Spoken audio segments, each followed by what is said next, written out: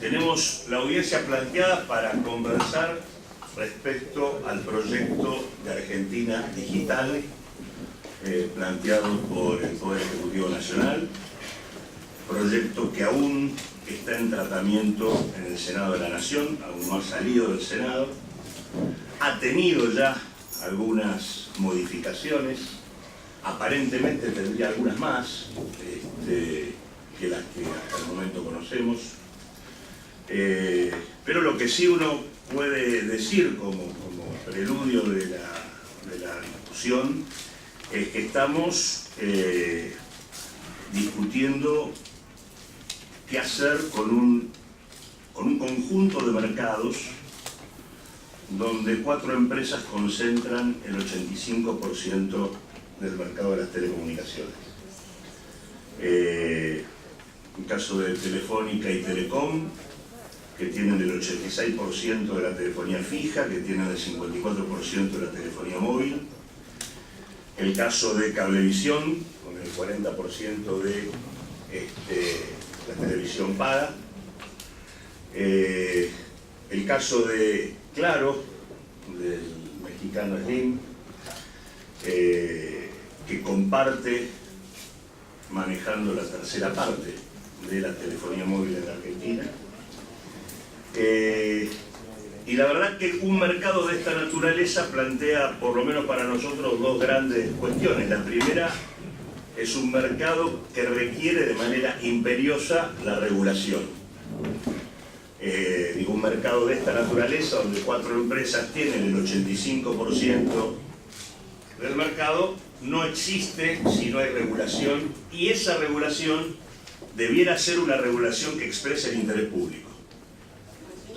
Esta es la primera cuestión. Y esto define, por lo tanto, un segundo tema, que es el tema de la autoridad de aplicación.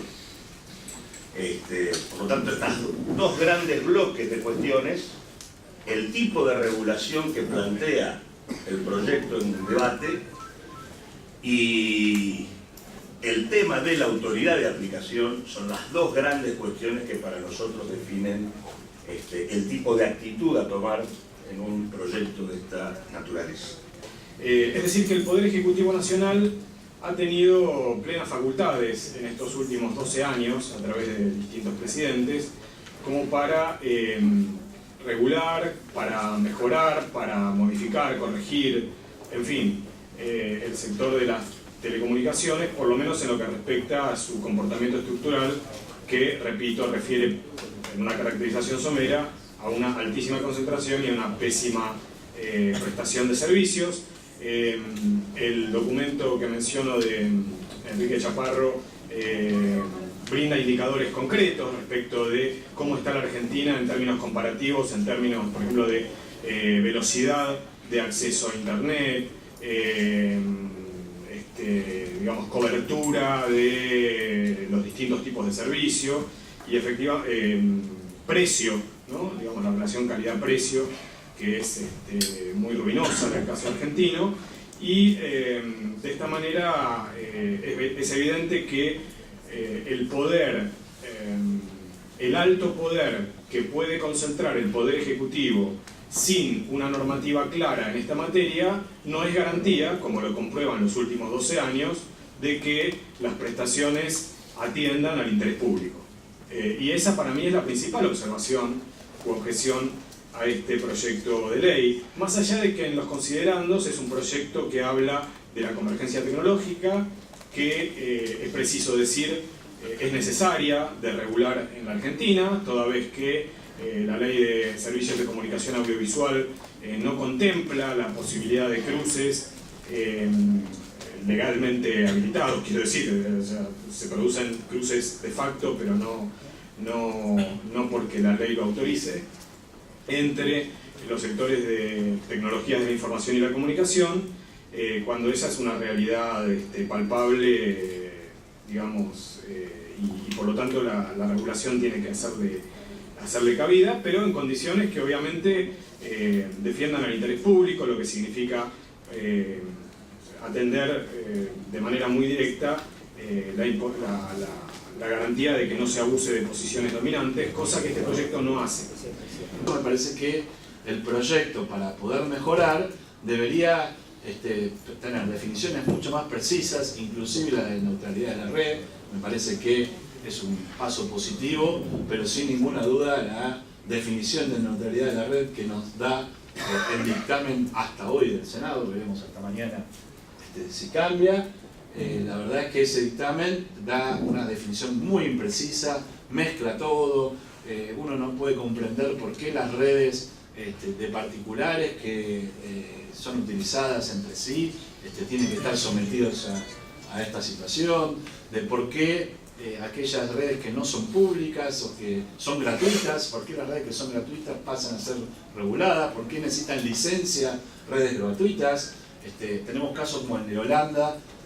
Digamos, la verdad es que ponerle licencias a cuestiones que son infinitas, desde mi punto de vista resulta abstracto. Aquí deberíamos cambiar, porque además le da mucho poder al regulador para otorgar y quitar licencias, otra vez de manera absolutamente discrecional.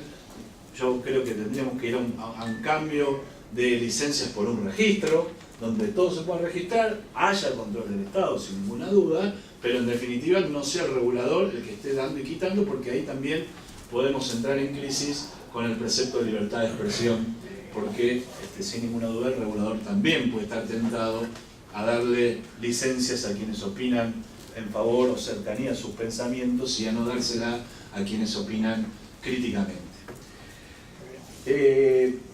Quiero un par de párrafos más y terminar. Me parece que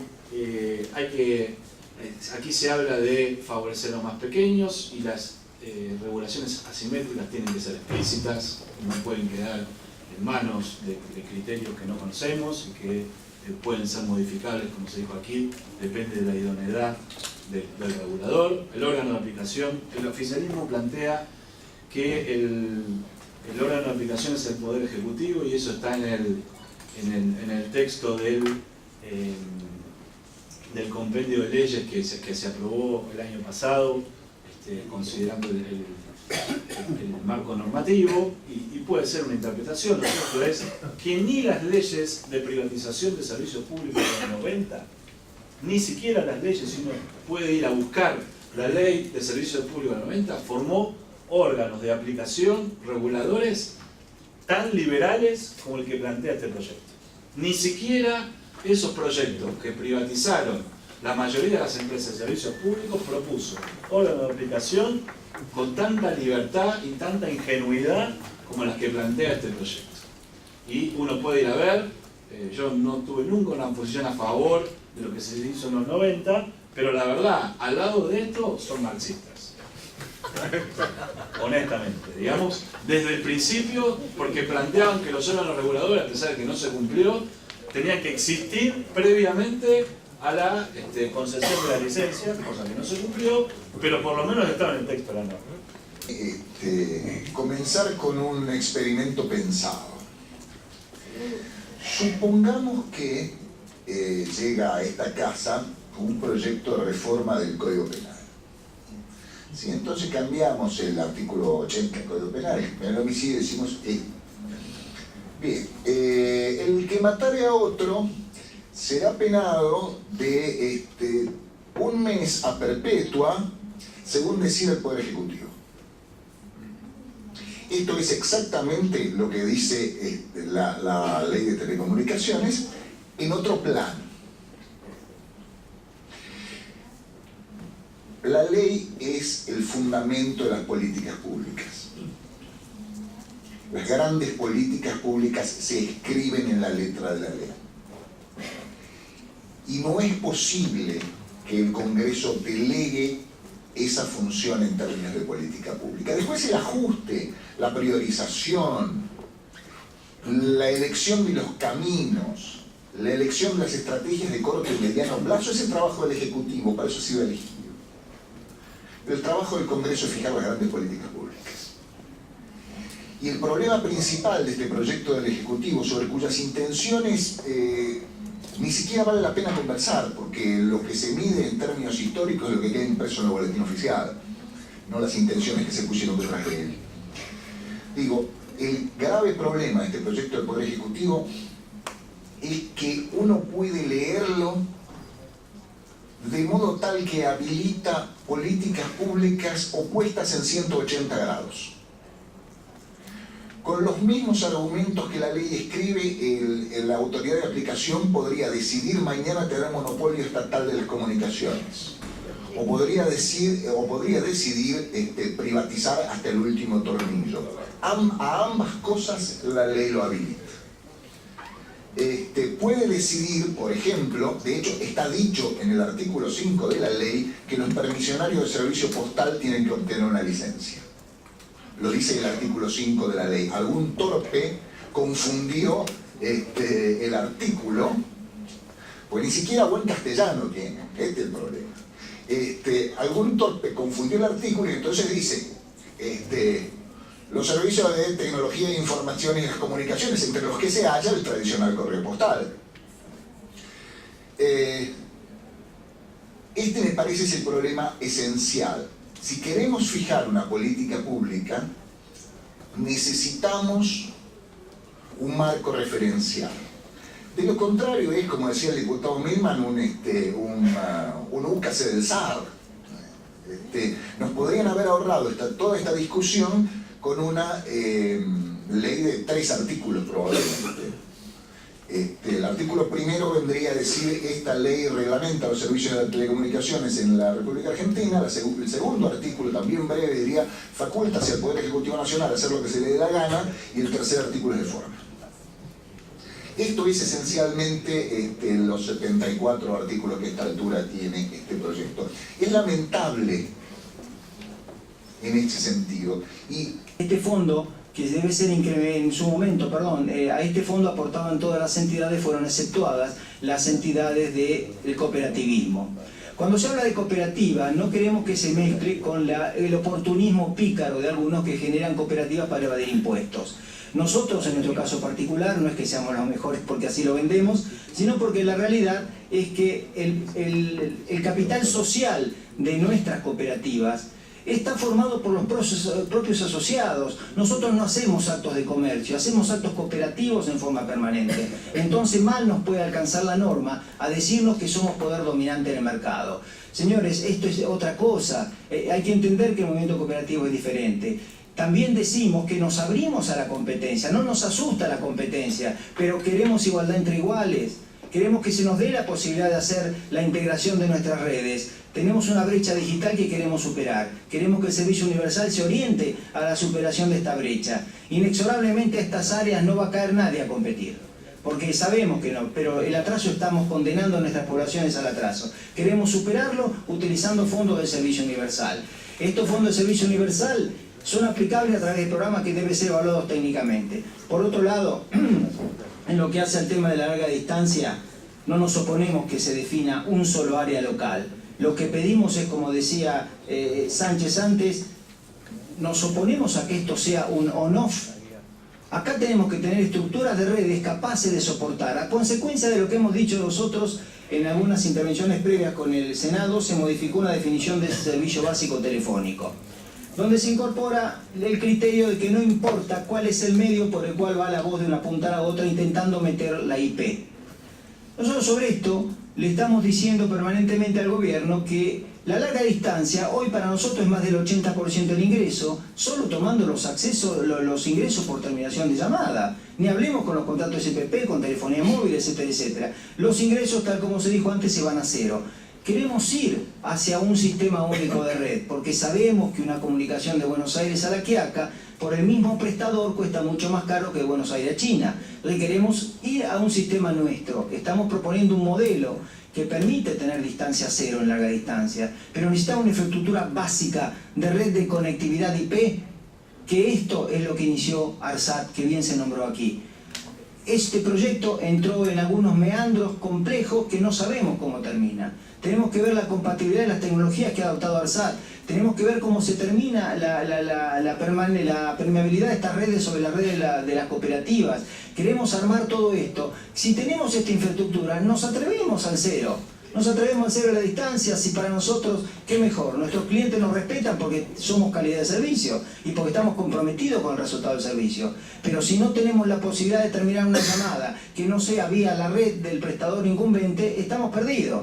Porque creemos nosotros, se nos ocurre pensar que a lo mejor este párrafo viene a blanquear alguna situación que se esté dando con los móviles, que están terminando llamadas a tarifa plana, están haciendo subsidios cruzados, y de esto nadie habla porque no hay autoridad regulatoria.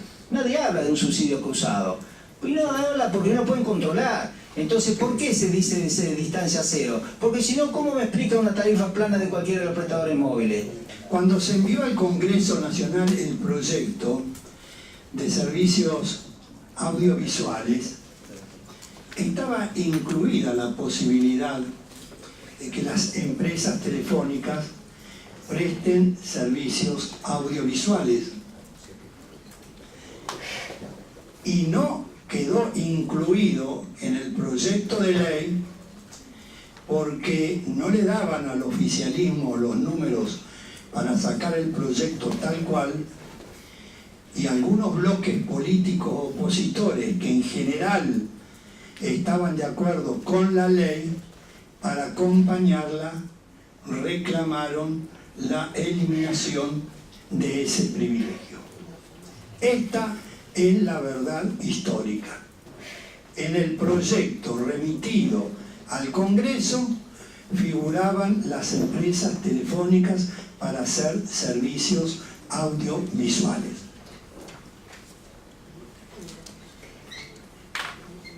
Ahora lo han vuelto a la carga con este nuevo proyecto de ley, olvidando que cuando se privatizó Entel se otorgó una licencia a perpetuidad, a 99 años de plazo, y con una condición: que las empresas no podían hacer servicios audiovisuales.